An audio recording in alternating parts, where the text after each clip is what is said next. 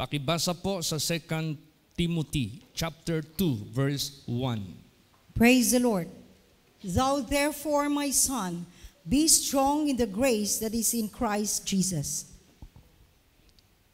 So dito natin ma-apply ng tamang application na magpakalakas ang bawat isa sa grasya na nandyan sa ating Panginoong Hesukristo. Magpakalakas tayo sa grasya ng ating Panginoong Hesukristo. Bakit? Anong meron sa grasya ng ating Panginoong Hesukristo? Bakit kinakailangan tayo magpakalakas dyan? At huwag tayong manghina magpakailan paman. Anong meron sa grasya na yan? Basahin natin. Acts 15 verse 11. Praise the Lord. But we believe that through the grace of the Lord Jesus Christ, we shall be saved, even as they. Yan. Dahil naniniwala tayo sa grasya ng ating Panginoong Hesukristo ay maliligtas po tayo. Praise the Lord! Maliligtas po tayo. Ibig sabihin yan, hindi tayo mag-spend ng ating eternity doon sa impyerno na wala ng lunas. No? Kundi we will be spending our eternity in the kingdom of God together with our Creator who created everything. Ganun ang idudulot ng grasya ng ating Panginoong Hesukristo. Kaya kailangan tayo magpakalakas dyan. Bakit? Kasi itong grasya ng Diyos, pwede itong ituis ni Satanas. Satan can twist this grace of God into destruction. Alam mo si Satanas, tingnan mo yung gitwist ni serpente. Yung pinagbabawal ng Diyos na ikamamatay, na tunay kamatayan, na maranasan ng binabawal ng Diyos. Di ba gitwist yun ni Satanas? Sabi pa ng serpente, no, you will not die. Samantala ang Diyos nagsabi, you will surely die if you eat the forbidden fruit, the tree of knowledge of good and evil. O tingnan mo, na-deceive. Bakit? Weak kasi si Adam at saka si Eva eh. Weak sila sa paniniwala sa Diyos. Weak sila sa pagsunod sa Diyos.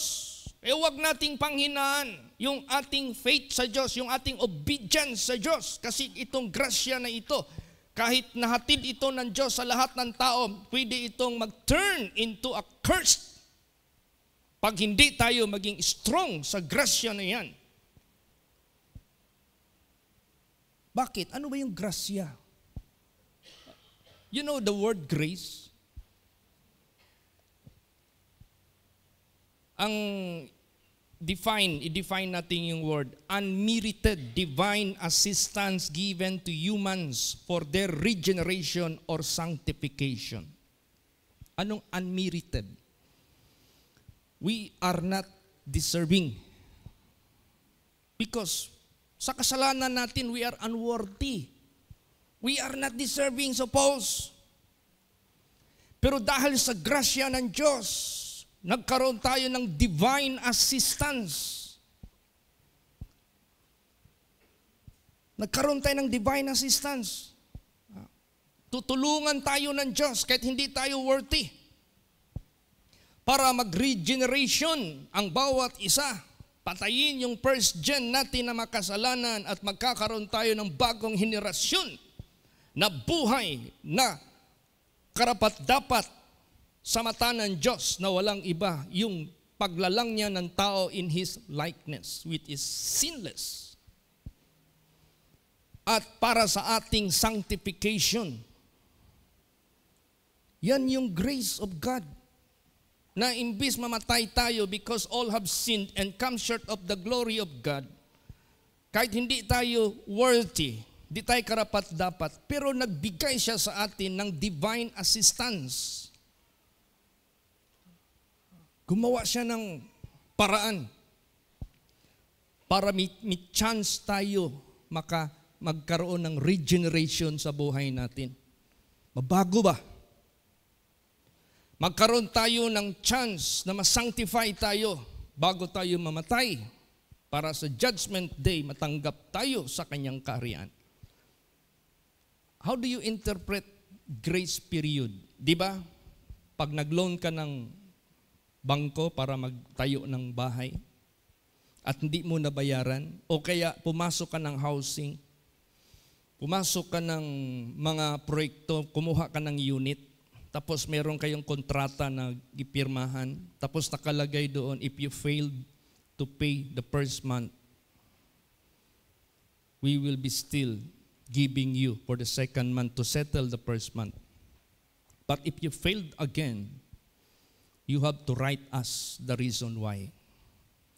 If the reason is acceptable, we will give you the grace period. We will give you the grace period to settle your account. Or else, the property in all your payments will be forfeited. The property will be foreclosed. Kunin namin yan.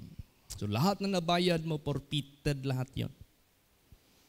So ang grace period na binigay ng Diyos, hindi yan ibig sabihin automatically bayad na, settled na. Ang atraso natin sa Diyos. Kung bayad na sana, hindi na sana mag-preach si Jesus, repent. Hindi na sana mag-preach si Jesus, go and sin no more. Kung wala nang tayong obligasyon, kung wala na tayong duty, wala na tayong gagawin, no! Hindi ibig sabihin, bigyan ka ng grace period sa bangko, bigyan ka ng grace period sa pawn shop, wala ka nang gagawin. Settle na yung problema mo. No. If you fail the grace period that is being given to you to settle your account in that due date, forfeited yan. So ganun din mangyari sa buhay natin. Maporfeited yung kaluluwa natin. Pag hindi natin iningatan itong grasya ng Diyos na binigay sa atin to have regeneration and to have the sanctification sa buhay natin, na instead na hatulan tayo ng Diyos kaagad-agad, hindi, He died for us. Imbis hahatulan tayo ng Diyos kaagad-agad, and yet, He made the way for us to be forgiven. Pero hindi ibig sabihin, wala tayong gagawin. Saan ka hahanap niyan sa mundong ito? Bigyan ka ng grace period, wala kang gagawin. Ano ka? Hindi mo naintindihan ang grace? Favor yan sa'yo. Na makarecover ka, favor yan sa'yo. Na makagawa ka pa ng solusyon. Okay, gamitin natin yung word. Alam mo yung grace of God? Pwede natin itong magamit word na last recourse. Anong last recourse? Parang sa ospital. Pag ginagamot ka ng doktor, hindi pa rin nagbago yung sakit mo. Sabihin ng doktor, okay, we will give you such medicine for the last recourse. Ito na ang huli naming baraha. Ito na ang huli naming nakikita. Pag hindi ka paggagaling sa aming unang niresita sa iyo at in-apply sa iyo, ito na ang last recourse. So ganun din sa buhay natin. This is the last recourse na binigay ng Diyos sa buhay natin.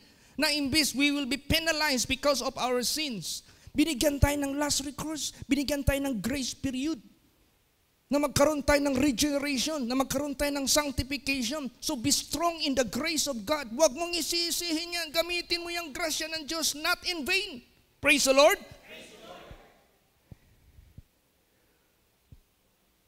Kaya, naniwala mo kaya tayo by the grace of Jesus, we shall be saved.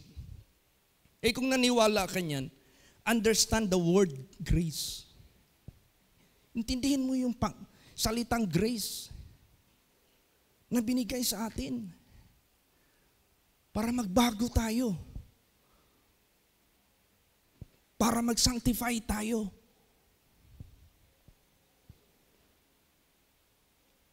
Kaya, dapat ang mangyari sa atin ganito, basa. Ito ang ine-expect ng Diyos sa atin lahat para maligtas talaga tayo by that grace. Ephesians 2:5. Praise the Lord. Even when we were dead in sins, hath quickened us together with Christ. By grace are ye saved. Yan. Noon, because of sin, we are dead. Not necessarily, we are already in the grave. But because of sin, we are dead in terms of our eternal life. In terms of salvation. Because of that sin, we are dead. Pero, by the grace of God, by the Word of God, by the truth of God, nagising tayo. Namula tayo, we are indeed sinners. So, shall we wait for the judgment day and be condemned into the damnation? Or, we will use the grace of God which given to us, giving us a chance to repent. Di ba? Praise the Lord. So para mabuhay tayo, makwiken tayo, mawala tayo sa kamatayan na yan, dapat mawala yung kasalanan. Paano mawala yung kasalanan? You have to repent. You have to repent. You have to repent. You have to denounce. You have to denounce. You have to turn away. You have to denounce. Turn away from it. Para sa ganon, may chance ka ma-regeneration ang buhay mo. Ma-regenerate ka, mabago ka. Magkaroon ka ng chance na ma-sanctify ka. So, He quickened us. Sinabi dito, even when we were dead in sins, hath quickened us together with Christ. By grace are ye saved. Kaya gamitin natin yung grace na yan properly. Sino dito nakaranas, kuha ng anumang item? Hindi kayo nakabayad ng first month, second month, third month. Kinuha yung bagay. Forfeited lahat yung mga na paid nyo na. Minsan makaranas tayo ng ganun. Dahil hindi mo ginamit yung grace period. Ang iba hindi na lang magbayad because they changed their mind. Iparimati na lang yan. Bibili na lang tayo ng other item. But salvation is different. You cannot say so. Wag na lang natin gamitin itong grace na binigyan ng Diyos for that salvation. May other option. No other option. No other option. Itong last recourse na binigay ng Diyos sa lahat sa ating buhay, wag mo talaga itong hayaan na mag-fail ka dyan because that is the last recourse. After that, wala na. Tingnan mo yung sa book of Hebrews, yung gi-count nila yung grasya ng Diyos na walang kabuluhan. They have trodden under their foot the grace of God. There is no more remaining sacrifice because that is the last recourse. So yung last recourse na yan yung grasya ng Diyos para makarecover ka from the destruction of your soul. Para makarecover ka sa buhay mo na hiniwalayan ng Diyos. Kaya gamitin natin ang grasya ng Diyos. Be strong in the Lord. Praise the Lord. Be strong in the grace which is in Christ Jesus. So, anong advice sa atin lahat? Basa. 2 Corinthians 6:1. Praise the Lord. We then, as workers together with Him, beseech you also that you receive not the grace of God in vain. Yan. Kaya bilang mga manggagawa kasama sa ating Panginoong Hesukristo, huwag niyong tanggapin ang grasya ng Diyos sa walang kabuluhan. Do not receive this grace, do not receive this chance, do not receive this opportunity without success.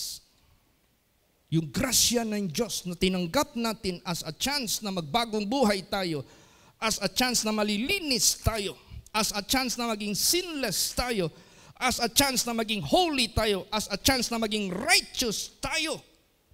Huwag mong tanggapin yung chance na yan sa wala lamang kabuluhan. For what? For what reason na maging walang kabuluhan ito?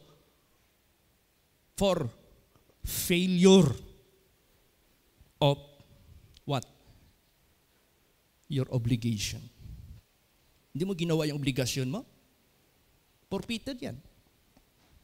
Tandaan, intindihin natin what is the grace of God. Forfeited talaga. Hindi mo na yung mababawi forever and ever yung kapahamakan ng kaluluwa mo. If you fail to be strong in the grace of God that is in you, through Jesus Christ, nag-isi-isi ka, forfeited ang kaluluwa natin. Meron kasing term and condition. Bakit? Yung bangko, yung housing, any business sectors na nagpapautang, what can you remember? After you are being approved, anong maalala natin? Di ba? We signed contract. Not half page of a coupon bond, but multiple pages. Nandoon yung terms and conditions. Once you sign it, you have to be careful. Because if you failed the terms and the conditions na nakasulat doon, kunin nila yung iyong. Kung may collateral ka, kung anong item kinuha mo for that loan, kunin yan. Forfeited yan. Ganun din sa kaligtasan natin. Don't be fooled. Huwag tayong magpaluko kay Satanas. Kasi ang style kasi ni Satanas, twisting the truth of God into a lie. Kaya yung grasya ng Diyos, may terms and conditions yan. Praise the Lord. Hindi pwede na walang terms and conditions. May pinapagawa, may pinapakomply ang Diyos sa atin para hindi tayo mapahamak by the grace of God. Ano yun? Basa. Ano yung terms and conditions na yan? Titus 2:11 and 12. Praise the Lord. For the grace of God that bringeth salvation hath appeared to all men, teaching us that denying ungodliness and worldly lust, we should live soberly, righteously, and godly in this present world. Yan ang terms and conditions. Yes, ang grasya ng Diyos ay nahayag sa lahat ng tao na naghahatid ito ng kaligtasan. Naghahatid ito ng eternal life. Naghahatid ito ng glory which fadeth not away. Naghahatid ito ng matatawag nating salvation. Yung tao mahulog sa dagat habang sumasakay ng barko. Anong tawag yung bilog na merong parang tali sa daplin tapos itapon doon sa kanya? Diba? Salba bida. To save. Salba. Tayo. Para hindi tayo lulubog sa ikakapahamak ng ating kaluluwa sa impyerno. By the grace of God, ito yung salbabida. But if you neglect that salbabida, if you don't grab that salbabida and put on your body, hayaan mo lang yan sa harapan mo, hindi mo yan i-grab, hindi mo yan gamitin, hindi mo gamitin yung proper way. Wala naman sigurong taong nandyan na mahulog sa barko, tapos kumuha ng salbabida, tapos ang salbabida kinabit doon sa paa, tapos yung ulo na doon sa ilalim. Patay ka pa rin. Ang paa nilagyan mong salbabida, tapos naka-upside down yung katawan mo. What is the purpose of saving you if you don't know how to use it? The same with the grace of God. Don't receive the grace of God in vain. Tandaan natin yan. So ano ang terms and conditions? The grace of God that bringeth salvation hath appeared unto all men, basahin niyo yung Bible, hindi yan period. Pag sinabing kama, the sentence is not yet done. Oh. Kama. Ano yung grace of God na naghatid ng kaligtasan na nahayag sa buong katauhan? Teaching us to deny ungodliness, worldliness, and we must live righteously, godly in this present world. That is the terms and conditions. Failure to do so, your soul shall be forfeited. Naintindihan ninyo? Praise the Lord. Gawin nyo yan sa ibang kumpanya. Pag winidhold mo yung ipoporfeit nila kasi you made some failure of your terms and condition, tapos binigyan ka ng grace period, you disregard, umaasa ka pa rin sa kanila, maintindihan naman tayo, mahirap ang buhay. No, hindi. Tingnan mo yung judgment ng Diyos. Wala nang ano yan, wala nang mercy yan. Paano nabubuhay ka pa sa sanglibutang ito? You show no mercy to your own soul. Kaya nga sabi diyan, God will show no mercy to those who showed no mercy. O sige, wag mong kaawaan yung sariling kaluluwa mo. Binigyan ka na ng grace period ng Diyos na magkaroon ka ng regeneration, magkaroon ka ng sanctification. Hindi mo ginawa. That is the last recourse of God for you. You failed to do. Wala nang magawa ang Diyos. Wala nang mercy na naiiwan. Wala nang sacrifice na naiiwan. He died once lang for all. Kaya mahalaga ito. Maintindihan natin anong ibig sabihin ng word yan na grace. Praise the Lord. Let not Satan twist it into a different meaning, into a different direction.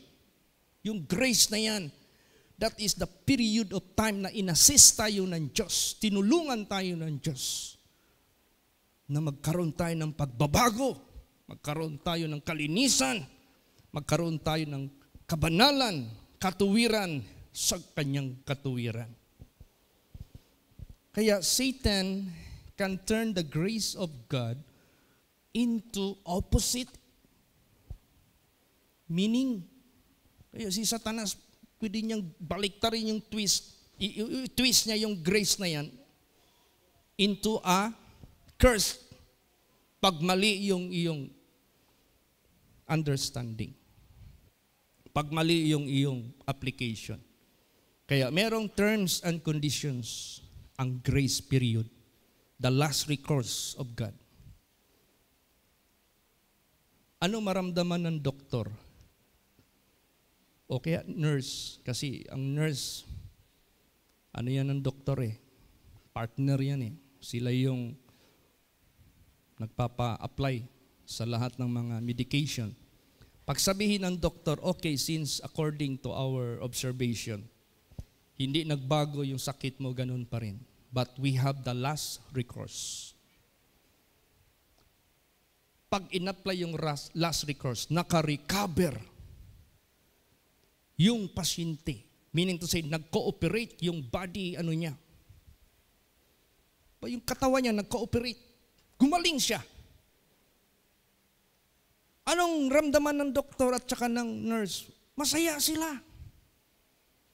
Ganon din ang Diyos. Nagbigay siya ng last recourse, yung grace niya para maligtas tayo. Pag nag-cooperate ka, masaya ang Diyos. Kasi last recourse na yan eh. Pag hindi ka nag-cooperate, pag yung body mo hindi nag-cooperate, wala nang magawa ang doktor. Sabihin nila ng doktor, okay, that is my last option. The same with God. Kaya, be strong in the grace of God. This is the last recourse na binigay ng Diyos sa atin. Tingnan mo, basahin natin. Tinitwist ni Satanas yung grace ng Diyos. Basahin natin. Sige, Jude 1:3 hanggang 6. Praise the Lord. Beloved, when I gave all diligence to write unto you of the common salvation, it was needful for me to write unto you, and exhort you that you should earnestly contend for the faith which was once delivered unto the saints. For there are certain men crept in unawares, who were before of old ordained to this condemnation, ungodly men, turning the grace of our God into lasciviousness, and denying the only Lord God and our Lord Jesus Christ. I will therefore put you in remembrance, though you once knew this, how that the Lord, having saved the people out of the land of Egypt, afterward destroyed them that believed not. And the angels, which kept not their first estate, but left their own habitation, he hath reserved in everlasting chains under darkness unto the judgment of the great day. Yan. Anong impact na message na gustong iparating ni Jude? Na mag-ingat. Because Satan can turn the grace of God that supposed bring salvation. No? Mag-ingat, turning it unto lasciviousness and denying the Lord Jesus Christ. Paano mo ma-deny si Lord Jesus Christ? Not keeping His commandments, not doing His will, not following His example, not applying His words. Tingnan mo yung four kind of grounds. Isa lang doon ang nag-succeed. The three are failures. Pareho ang opportunity, tinamnan ng ikaliligtas. Pero the three grounds were not the right ground. Kaya ganun tayo, makinig tayo ng Word of God, you must be in the right behavior. You must be in the right mind. You must be in the right spirit. Makinig ka ng Word of God. Hindi kay batuhan, matigas yung puso mo. Hindi kay maraming tinik. Hindi ka marunong magbagong buhay. Pag uwi sa bahay, nood pa rin ng mga worldly na palabas. Pag nood sa bahay, nood pa rin ng pornography. Pag uwi sa bahay, sa kwarto, nood pa rin kung ano yung mga nakakadumi. Mga tinik yan eh. That is why you cannot have the fruit of holiness. It will choke your spirituality. Wayside. Kahit anong ganda ng salita ng ating Panginoong Diyos na dapat papasok sa isip, sa puso, hanggang sa kaluluwa to strengthen your inner man. Hindi. Nagbabounce lang. Paano? Hindi kondisyon yung isip magpunta sa simbahan. Hindi kondisyon yung puso magpunta sa simbahan. Lack of preparation. Lack of preparation. You have to prepare your mind and your soul receiving the Word of God. Madidinay talaga si Jesus pag ganun. I will therefore put you in remembrance through ye, though ye once knew this, nalaman nyo naman ito, how the Lord having saved the people out of the land of Egypt, afterward destroyed them that believed not. At first, niligtas sila. But at the end, they were destroyed. Bakit? Hindi sila naging malakas sa faith sa Diyos. Nakita yung indikasyon ng kanilang unbelief. Nakita yung indikasyon nila na gusto silang babalik sa Egypt. They refuse to believe God. They refuse to be strong in the Word of God. O anong nangyari? They neglect the precious promises of God by unbelief. Ganon din ngayon sa buhay natin. Sige, isi-isihin mo yung kaligtasan. Isi-isihin mo yan. Huwag mong bigyan ng importansya. Huwag mong bigyan ng priority yan. Sige daw, tingnan natin kung kaya mo bang malusutan si Satanas. Hindi. Because you are weaker than Satan. If you refuse to be strong in the Lord, who will be stronger therefore? Satan against you. Because you are without God. Ayaw mo magpalakas sa Panginoon? Ayaw mong i-priority yung kaligtasan mo? Sige daw. Tingnan natin. Kumanaig ka ba kay Satanas? You cannot. You cannot. We cannot. Jesus said, without me, you can do nothing. So kailangan natin magpakalakas sa grasya ng ating Panginoong Kristo na yun lang ang tanging last recourse ng Diyos para maligtas tayo. O, di ba? Anong nangyari? Dinestroy niya rin sa wilderness. Niligtas niya sana sa panimulain. Pinatawid niya pa sa Red Sea pagdating sa wilderness because of their unbelief. They were destroyed. Ano pa yung mga anghel? The angels which kept not their first state, hindi na lang sila naging kontento sa una nilang kalagayan that they were servants of God. Gusto pa nilang sumama sa mentality ni Lucifer na above God. Ano nangyari? But left their own habitation, niwan nila, and hath reserved in everlasting chains under darkness unto the judgment of the great day. Wala na. No more last recourse. Buti pa tayo mayroon pang grace. Kanila wala na. Ang sa kanila reserved. Pag sinabing reserved, past tense, wala na. Hindi ka na makaalpas dyan. Because they have more knowledge than us. They have more experience with their Creator than us. But ayaw nila, hindi sila nanatili sa kanilang first state. Ngayon, magpakalakas tayo sa Panginoon. Bakit? 100% manaig ka. 100% ma-resist mo lahat ng temptation. 100% ma-overcome mo lahat ng mga trials sa buhay mo. 100% you can endure unto the end. 100% you will be faithful even unto death. 100% you will not fear even death. Hindi mo yung katakutan. Look at the disciples, look at the apostles, look at the people of God, the holy children of God. They were not afraid even death. You will be an overcomer of this world. Pag pinagtibay mo yung buhay mo sa Panginoong Diyos. Praise the Lord! Basahin. Ephesians 6:10. Praise the Lord. Finally, my brethren, be strong in the Lord and in the power of His might. Yes. Diyan lang tayo magpakalakas sa Panginoong Diyos. Sa Kanyang kapangyarihan, sa Kanyang kalakasan. Bakit? Basa pa, Ephesians 1:19. Praise the Lord. And what is the exceeding greatness of His power to usward who believe, according to the working of His mighty power? See? What is the exceeding greatness of His power?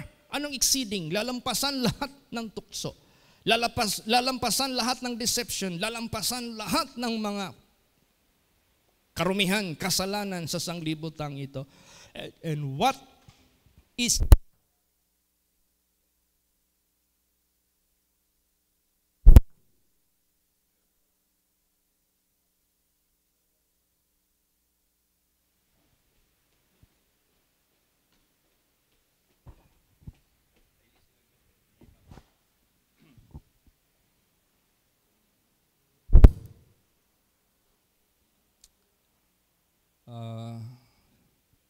baka maggamit na lang siguro ako ng wired, no? We cannot avoid battery has expiration or weaknesses, no? Kaya minsan nag-isip na lang ako ng wired, no? Kasi hindi na talaga yan mahamper or else kung mag-brown out lang. Praise the Lord. Okay. So, bakit tayo magpakalakas sa Kanya? Nandyan sa Kanya eh. Anong meron sa Kanya? And what is the exceeding greatness of His power to us who believe? He will impart, He will give, He will grant us the power, the greatness, exceeding greatness sa bawat isa na naniniwala sa Kanya. Praise the Lord. According to the working of His mighty power. Paano niya tayo i-strengthen? Basa, Ephesians 3:16. Praise the Lord. That He would grant you according to the riches of His glory, to be strengthened with might by His Spirit in the inner man. Yan. Igagrant niya sa iyo ayon sa kanyang kayamanan. Ayon sa kayamanan ng kanyang kaluwalhatian para palakasin kasama ng kanyang kalakasan sa pamagitan ng kanyang espiritu sa kaloob-looban ng inyong katauhan. It is the Spirit. Itong espiritu natin ang palakasin ng Diyos, not necessarily the flesh. Because this fight is not the battle of flesh and blood, but against principalities, against rulers of darkness in high places. These were the fallen angels, which has the glory of God before, but now gone forever. At sila yung galit sa atin. Sila yung nainggit sa atin.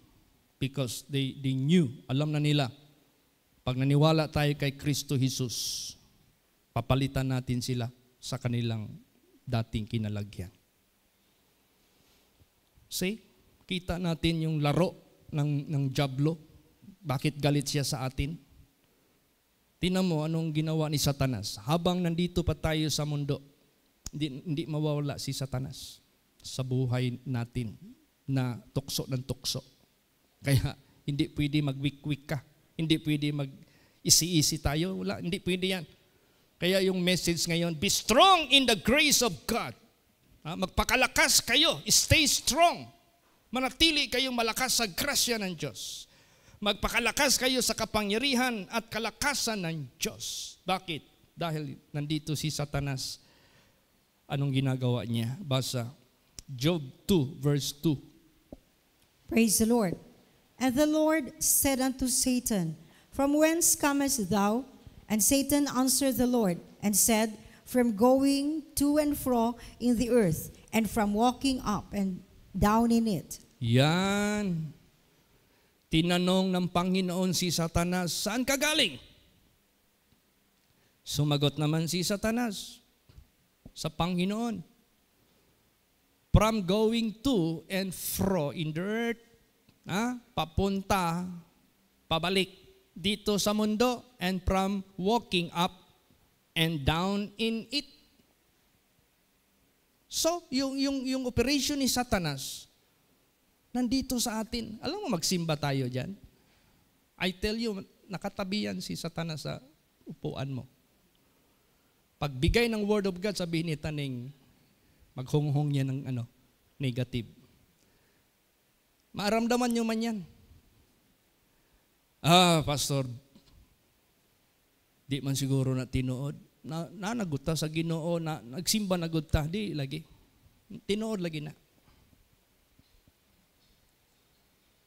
Kung naa sa tuo nato ang angel of God nga naga-advise og maayo, naasa wala nato si Satanas.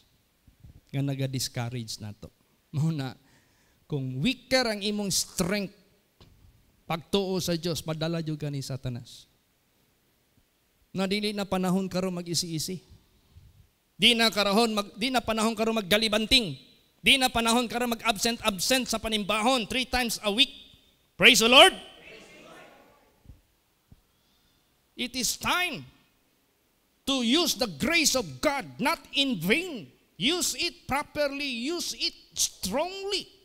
The chance to be to have the full sanctification, the chance to have the regeneration, yung pagbagong buhay natin na ma-maintain natin yan. Gamitin natin. Tingnan mo kung totoo ba yung sinabi ko. Basa, Job 1:6. Praise the Lord. Now there was a day when the sons of God came to present themselves before the Lord, and Satan came also among them. Oh, you see? What are you doing here? Of course, you are presenting yourself unto the Lord. And what Satan is doing, he is also joining. Di ba? Now, there was a day when the sons of God came to present themselves before the Lord, And Satan came also among them. E nandyan lang yan sa tabi ng upuan. Totoo yan. Hindi yan biro. Kasi hindi ba siya tinapon eh. Iba rin yung i-shut up siya doon sa bottomless pit for 1,000 years. Iba rin yun. Millennial reign of Christ yun. Ang mundo magkaka-experience na walang tukso for 1,000 years. The absence of Satan. Pero at this time, Satan is with us. At the same time, with God. Kung mahina-hina ka sa Panginoon, madala ka ni Satanas. Tingnan mo yung priest dito, nagangalang Joshua. Tingnan mo ha, basahin natin yung buhay niya. Zechariah 3:1. Praise the Lord. And he showed me Joshua the high priest standing before the angel of the Lord, and Satan standing at his right hand to resist him. Oh, di ba? Si Joshua the high priest is standing in the presence of an angel of God, and Satan is standing also at his right hand resisting him. Kaya maghanda kayo habang nagbibigay ng word of God dito, nire-resist ni Satanas itong message dito. Puro resistance ang ginagawa ni Satanas. He doesn't want kayo dito na nakikinig na absorb ninyo lahat, i-resist niyan sa isip natin. Kaya be careful. Be strong in the Lord para kahit i-resist man ni Satanas, sabihin mo, get away Satan, you have no part in me. Get out of my presence. You have no part in me, Satan. Ganun. Totoo ba talaga yan? Yes, even Jesus Christ. Basa Matthew 4 verse 1. Praise the Lord. Then was Jesus led up of the Spirit into the wilderness to be tempted of the devil. Yan. Talagang subject tayo to be tempted by the devil. Para masukat whether nagpakalakas ba tayo sa Panginoon sa panahon ng pagpakinig ng Word of God. Whether nagpapalakas ba tayo sa Panginoon by faith. Whether nagpapakalakas ba tayo sa Panginoon with all understanding sa kanyang mga mensahe o kaya sa mga binabasa natin. Diyan malalaman eh. Ngayon, how Jesus did prove na mas malakas siya kaysa kay Satanas. Dahil sa 3 times na tinukso siya, none of those temptations, Satan did succeed. And Satan left. Iniwanan siya without the success of his purpose. See, ano nangyari? When Jesus Christ stood 3 times, He resisted all temptations. Anong ginawa ni Satanas? Matthew 4:11. Praise the Lord. Then the devil leaveth him, and behold, angels came and ministered unto him. Yan. Umalis si Satanas. Overcome or overcame. Kailan mangyari yan sa buhay natin? If we stay strong in the grace of God. If we stay strong in the Lord and in the power of His might. What is the power? What is the might of God? The Word of God. Paano ni-resist ni Jesus yung 3 temptations? By the Word of God. Praise the Lord! By the Word of God. Apply. Hindi kay murakag biring sa sakyanan nga naughan. Hantod ni ungot. Manduan gani sa pulong sa Diyos, di kalihok. Di katuman. Hunghungan gani ni Satanas, negative. Perting abtika. Perting humuka. Mulihok. No, let us reverse this. Pag si Satanas magsulsul sa atin, matigas pa tayo sa pinakamatigas na bagay na hindi niya kayang ikilos. Pag ang Panginoong Diyos ang mag-utos sa atin, malambot pa tayong papasunod para tayong lubricated engine or bearing. Kaya minsan nagbili ako ng oil ng anak ko. Dad, bilhan mo ako ng 2 liters of motor oil para daw sa motor niya. Binilhan ko siya, 5W40, fully synthetic. O, nak, kunin mo na dito. Pagbasa niya ngayon, na-confuse siya. Dad, di man ni motor oil. Lubricant man ni. Ang motor oil, ang purpose, ana, to give lubrication. So, if it is lubrication, ang tawag sa material is lubricant. Praise the Lord. So, this oil is lubricant for your motor. So, iniba lang ang ginamit nila na terminology or word. Motor oil din ito. Kasi ang oil to lubricate your motor para hindi mo ungot. So sa buhay natin, be strong in the Lord. Para malakas yung motor mo, magtubil tayo ng synthetic oil. Praise the Lord. Kasi ang synthetic oil, malambot, manipis. Ano ba, yung takbo ng motor, magaan. So magaan tayong pasundin. Magaan tayong papaniwalain sa Diyos. Magaan tayong sumunod sa Diyos.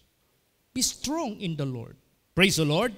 Lalo't na sa grasya ng Diyos, which is the last recourse na binigay niya sa atin. Pahawakan natin yan ng mahigpit, ng buong puso. Jesus experienced temptation.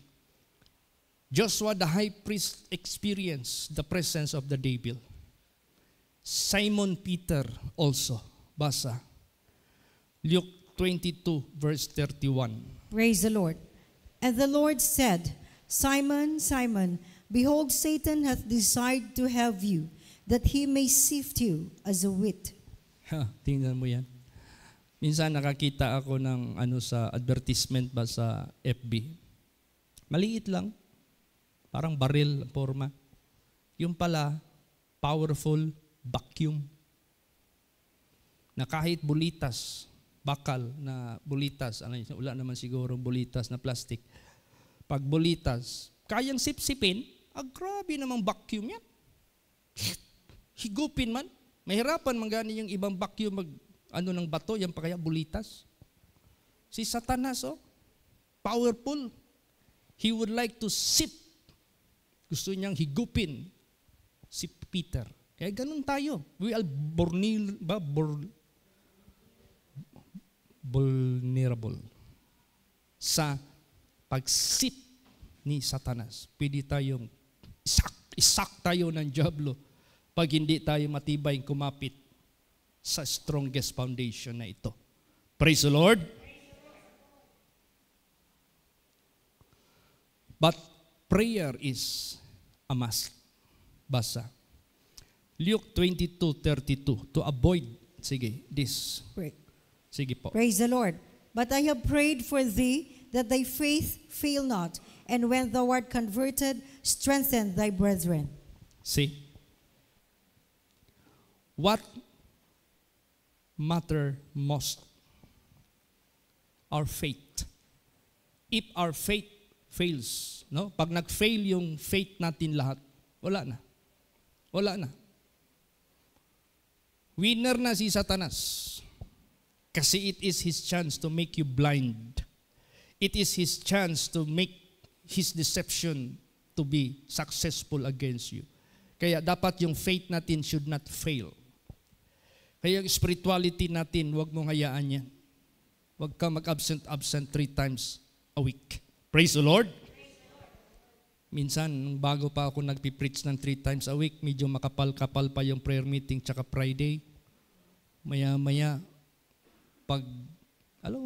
minsan kailangan talaga ma-refresh eh. Kahit sa board exam, kailangan mong mag-refresh.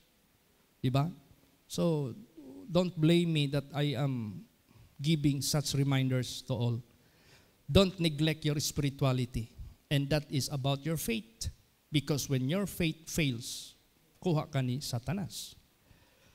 Simon, Simon, behold, Satan hath desired to have you. Kunin ka talaga ng diablo, that he may sift you as a wheat. But I have prayed for you, that your faith shall not fail. When thou art converted, anong converted? Revived. Ha? Ano yung converted? Absinot, hindi na absinot. Ano yung converted? Disobedient, obedient na. Ano yung converted? Madaling maniwala at sumunod. Hindi naniniwala dati, ngayon sumusunod na at naniniwala na. Malambot pa niyo. Yan yung converted. When thou art converted, strengthen your brethren. Render revival to your brethren as you are being revived or converted. So, what is the best way for us to do? Anong dapat nating gagawin? Don't give any place to the devil. Huwag ka na talagang magbigay ng luna o lugar sa buhay mo kay Satanas. Basahin natin yan. Ephesians 4:27. Praise the Lord. Neither give place to the devil. Yan. Tingnan mo yung mayayaman dito sa Panabo, itago ko lang yung apelyido nila kasi prominent family ito eh. I met this family, Panabo City. Magkakapatid yan sila, puro mayayaman, mga pamilyang gobernador, ganon. Yung mga anak nila pari-pareho lalaki na na-involve sa addiction ba, drug addiction. Hanggang naging drug dependent. So lagi nilang sinisend sa rehab. Grabing gastos nila. Pag magkita itong dalawang magkapatid na ito, they blaming each other. Ikaw kasi yung anak mo ang nagkonbinsi sa anak ko ng droga. Hindi, yung anak mo ang nagkonbinsi sa aking anak sa droga. Alam mo ano nangyari? Kahit anong control nila sa mga, malalaki na eh, nasa 30s na eh. Wala pa rin. Mawala sa bahay, pagdating wala na. Lango na sa droga, bangag na. Kasi nandyan yung usher, nandyan yung pusher. Eh mayaman eh. Anong ikinamatay? Ang droga. Patay. Kaya nga drug addicts never grow old. Why? Because they die young. Maaga. Don't give place to the devil.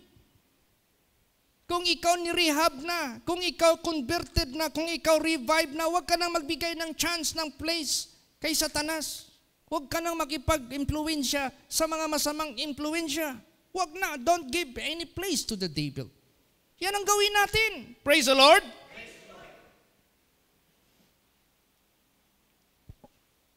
So, anong gawin natin para makaya natin ito? Basa. James 4:7. Praise the Lord. Submit yourselves therefore to God. Resist the devil and he will flee from you. Yan, submit. Meaning to say, believe Him. Submit, obey Him. Submit. Cling unto Him. Cleave unto Him. Diyan ka talaga mag-pray lagi. Sanayin natin, pagkising ng umaga, hindi pa tayo magtayo sa higaan, pikit ka for some few seconds or minutes. Pikit ka lang, sandali. Lord, I love you, Lord. I will keep your commandments, Lord. You always remind your spirit that you love God. You always say it, I love you, Lord, and I will keep your commandments. Say it always. Praise the Lord. Importante yan eh. Submit yourselves, therefore, to God, then resist the devil, and he will flee from you. Lahat ng mga sulsul ni Satanas, hindi yan makadulot. Hindi yan maging successful sa buhay ng bawat isa. Kaya submit, manalig ka sa Panginoong Diyos. How people are being identified whether he is of God or he is not of God. How the people of the world being identified, either he is of the devil and not of God. Paano mo saan mo pag determine o pagsabot nga kanang tawhana iya sa yawa o iya bana sa Dios? O saan nato pag sabot ang atong mismong kaugalingon sa yawa bata o sa Dios ta? Basahon nato na. Self-examine, 1 John 3:8 hanggang 10. Praise the Lord. He that committeth sin is of the devil, for the devil sinneth from the beginning. For this purpose the Son of God was manifested, that he might destroy the works of the devil. Whosoever is born of God doth not commit sin, but his seed remaineth in him, and he cannot sin, because he is born of God. In this the children of God are manifest, and the children of the devil. Whosoever doeth not righteousness is not of God, neither he that loveth not his brother. Ayan. To identify ourselves whether we are of God or not. If you do transgress the commandments of God, small or big, whatever, pag gitransgress mo yan, you're a doer of sin. You are of the devil. Paano na makita yung pagka-sonship mo, pagka-daughtership mo na anak ka ng Diyos, babae ka man o lalaki, that not commit sin because His seed remaineth in you. Dahil yung Word of God nandyan na sa'yo. You speak it, you utter it, you say, I love you, Jesus, I will keep your commandments. In holiness and in righteousness, I will live before you in all the days of your life, of my life. Ganun, laging ganun. Hindi ka magkakasala, I tell you. Hindi, yan ang nakalagay eh. Praise the Lord. Kaya do not welcome Satan. Huwag nating gamitin yung laging pinipreach ni Pastor Samuel Gabre. Yung mga tao, laging mag-oppose sa preaching niya. Be perfect, be holy. Tapos may tao magtayo, Pastor, how can I be holy when I am just a human being? Laging excuse, laging excuse, laging excuse. Pag lagi kang excuse, hindi ka pwedeng hindi makagawa ng kasalanan kasi tao ka lang, you welcome Satan. And you make some closed door to God. Open the door for God and let Him live in you and you will not commit sin. Praise the Lord. Close the door to Satan. Hindi ka nagagawa ng kasalanan. Wala na yung part si Satanas sa buhay mo eh. Ganun ang totoo. Napaka-importante. Kaya yung grace of God, ang daming naka-misinterpret nito. But for everyone, this not should be misinterpreted. Mahirap na. Kaya, to God be the glory, pasalamatan natin ang ating Panginoong Diyos. Binigyan niya tayo ng exact, correct interpretation. What is the grace of God? The grace of God is the unmerited divine assistance given to humans for their regeneration or sanctification. Pasalamat nga tayo eh. Na kahit hindi tayo karapat-dapat, by His love, talagang sinadya, pinilit niya talaga pumunta dito for that purpose. Praise the Lord.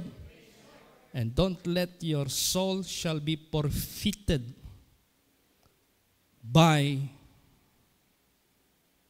neglecting the terms and conditions.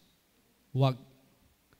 Pag sinabi niya, deny ungodliness, deny ungodliness. Pag sinabi niya, deny worldliness, deny worldliness. Pag sinabi niya, you must live righteously, godly in this present world, do it ng buong puso. Sigurado yan. Hindi ma-forfeited yung kaluluwa mo. But, i-release sa'yo yung pangako ng Diyos. Everlasting life. Praise the Lord! Magsitayo po ang lahat.